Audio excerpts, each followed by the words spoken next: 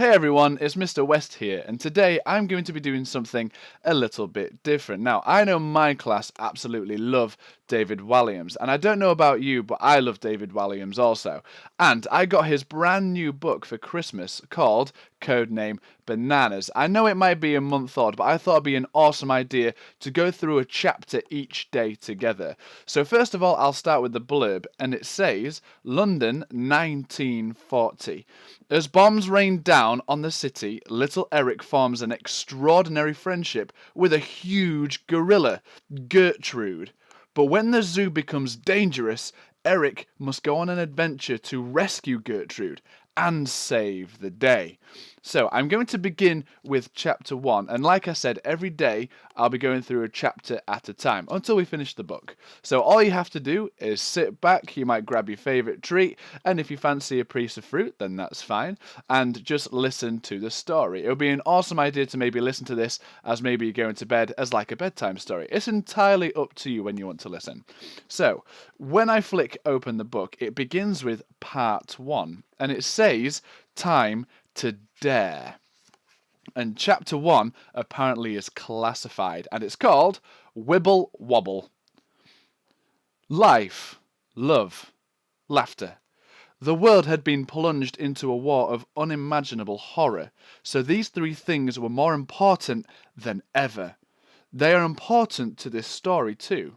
Our adventure begins on a cold, crisp afternoon in London in December 1940. In London Zoo, to be precise. There, a little boy had just made a discovery. A discovery that made him laugh for the first time in a long time.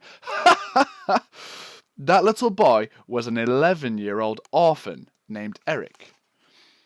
He was short for his age and had sticky out ears, which made him feel like he stuck out. The boy wore glasses, but one of the lenses was cracked, and he didn't have any money to repair them. As soon as the bell rang for the end of school, Eric would run out of the gates as fast as his little legs would take him. He hated school, where he was picked on mercilessly for his sticky out ears, and given the nickname Wingnut. Eric had been given strict orders by his grandmother to hurry straight home, but he couldn't resist taking a detour. From school, he dashed through the streets, dodging the mountains of rubble. There were adventures to be had in the wreckage of downed Nazi planes, burnt out double-decker buses, or bombed buildings. But the boy didn't dilly-dally. Oh no. He was in a rush to get to his favourite place on Earth, London Zoo. Apart from all the animals, the best thing about the zoo was that Eric could get in for free. That was because his uncle worked there as a zookeeper. Uncle Sid was really his mum's uncle, but Eric always called the old man Uncle Sid too. Sometimes Eric would even help Sid with his work. This he loved more than anything. His dreams was to be a zookeeper himself one day. To Eric, animals seemed so much nicer than humans. None of them made fun of his sticky out ears for a start. Some of them had sticky out ears too. No matter, they were all beautiful in their own way. Eric loved feeding the animals, washing them, and he didn't even mind mucking out their cages. Some elephant droppings weighed a ton, and shoveling them was a two-man job. Sid would smuggle Eric in through the back entrance to the zoo. That way, he would not have to pay the entrance fee of 6pence, a small fortune for a small boy. Eric didn't have a penny to his name, let alone 6. So, at 4 o'clock on the dot each day, Eric would arrive at the staff gate. In what resembled a military operation, he would remain out of sight and knock 3 times. Knock, knock, knock. Then he would wait in silence until he heard a twit-twoo. This was his great uncle imitating the call of an owl. That sound meant the coast was clear. The next thing the boy would hear was the old man approaching. Sid had tin legs. His real ones had been blown off in the First World War. Whenever he walked, there was the sound of clinking, clanking, and clunking. Clink, clank, clunk. Password? The man would hiss, hiding on the other side of the gate. Wibble wobble, the boy would reply. Ha ha, chuckled Sid as he opened the gate. In you come. The password was different every day. The boy would invent a new one each time to make his great uncle laugh. Some of their favourites were Monkey Nuts, King Pong, Ants in Your Pants, Nicky Nacky Noo, Hippopotamustache, Wee Winky, Jelly Bottom, Finky Foofar, and Udder Fudder, Sir Humphrey Handbag. Thanks, Uncle Sid. How was school today? Asked the old man. There was a strong family resemblance. Sid was short and had sticky out ears too. However, he also had big, bushy eyebrows and even bushier beard, so that was where the family resemblance ended.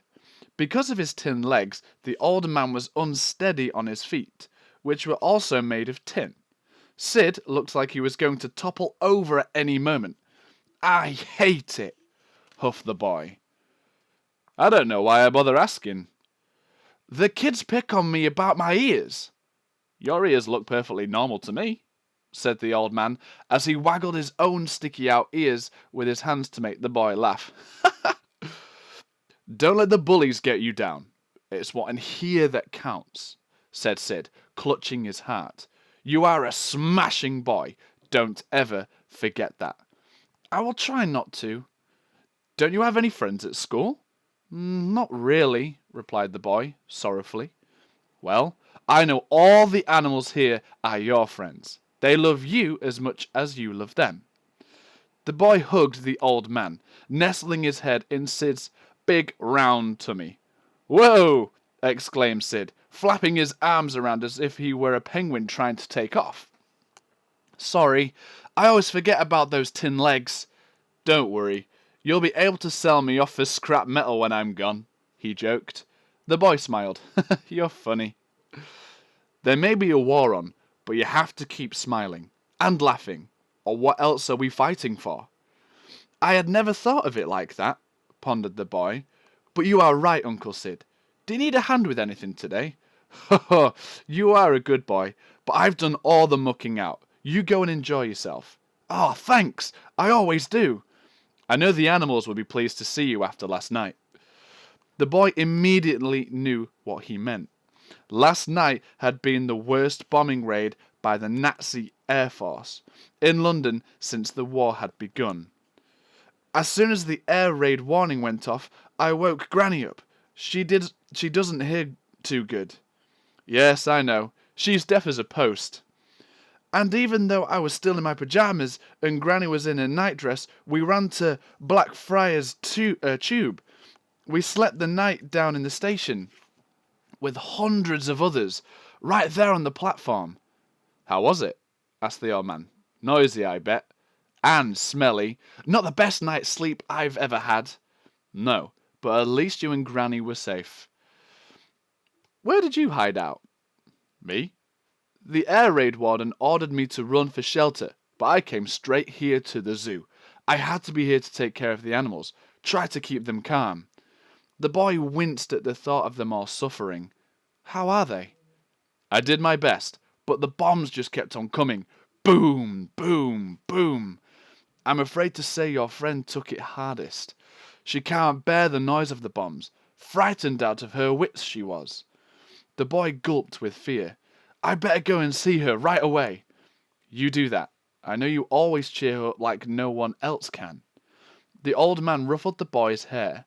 Eric ran off in search of his friend. To Eric, London Zoo was a wonderland. He had never been outside London in his life, but here, in just a few acres of the city, were the most magical creatures from all over the world. Elephants, tigers, penguins, giraffes, zebras, bears, lions, warthogs, crocodiles. But there was one animal in particular that Eric loved more than any other. Can you guess what it is? The gorilla. Her name was Gertrude. Gertrude the gorilla.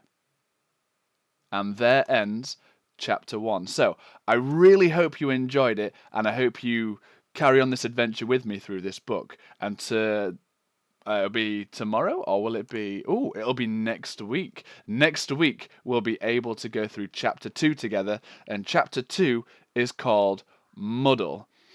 If you're interested in maybe what to do next, you can always think of what is going to happen next in our book. You might be able to practice your prediction skills. You might be able to draw out what might happen next. Or you might even want to write a paragraph yourself explaining what you think might happen next. So, this is Mr. West, and I hope you've enjoyed the book.